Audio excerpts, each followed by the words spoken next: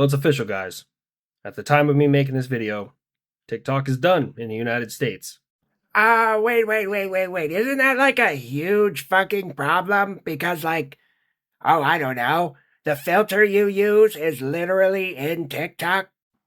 Yes and no. Is my content going to change? No. Is it going to look maybe slightly different?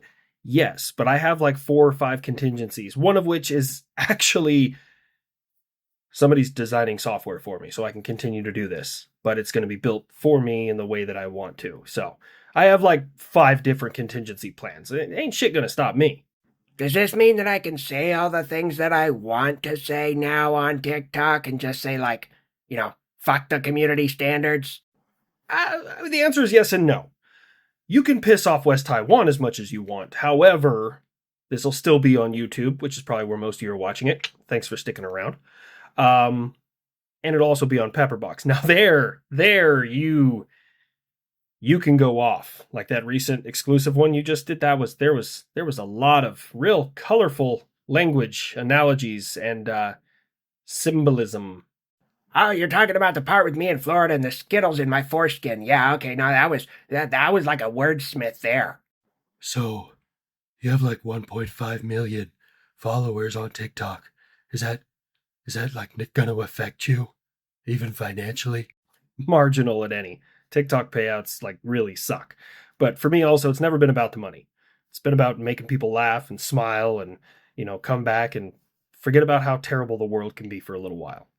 Let me see. Hey, West Taiwan, you want to talk about the massacre at Tiananmen Square? I don't know anything about the minor protest that happened in Tiananmen Square. Shut up. Times change. Social media changes. I mean, I'd be lying to everybody if it wasn't a little bittersweet. I thought they were getting rid of it for public safety. How can you enjoy something like that? Are you siding with China? Well, I would say the sweet part is that I kind of got my start here. Actually, not kind of. I did get my start on TikTok. Like, this is where I learned so much about being a content creator. So that's the sweet part. Is it a Chinese spyware app? Fucking absolutely. 100%. But there are dozens of other apps that are exactly the same. Perfect example, a DJI camera, which are some of the most widely purchased cameras in the world. You have to scan a QR code to download their app to use most of their cameras because the app is not in the App Store. I mean, I'm not saying that negates, the potential risks that are associated with TikTok, but it just puts it into perspective. Oh, thank God. I thought we were stepping further away from me actually getting a piece of West Taiwan. But we're still on the same page. All right, good. Hey, West Taiwan, you want to have a conversation about how Mao killed so many people that he's in a grudge match with cancer, and I think he's up by like 300 or 400 people. Mao was one of the greatest leaders who has ever existed. You watch your mouth, you old fossil of a plane. Yeah, that's right, I am old. That means gravity's taken over certain parts of my anatomy.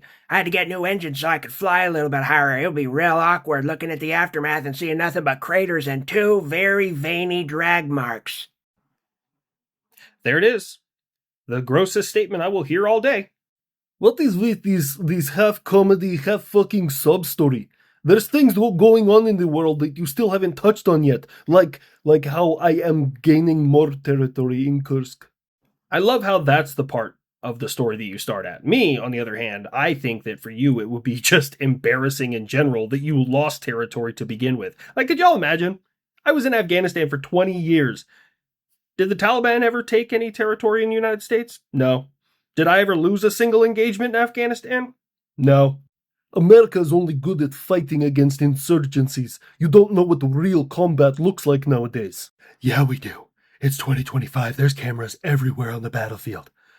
Sometimes I actually take my little, my little VR headset and I watch nothing but FPV drone videos and pretend that I'm intercepting. And then things happen.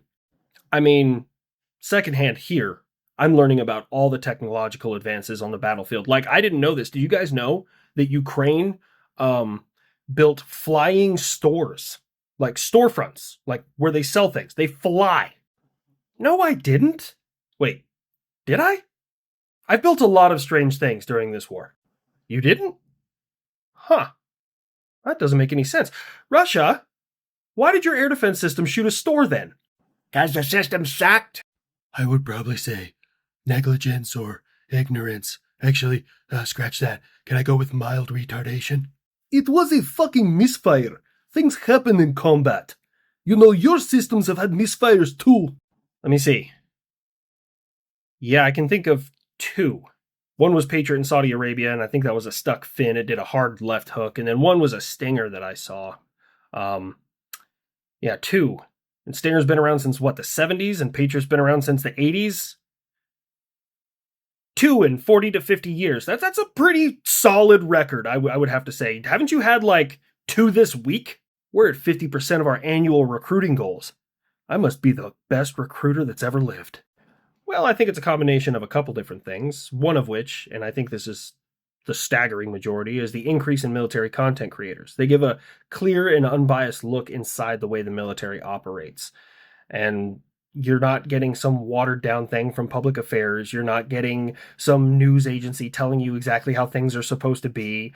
You have people down there telling you what is actually happening. Now, I will admit, sometimes this can be a really, really bad thing.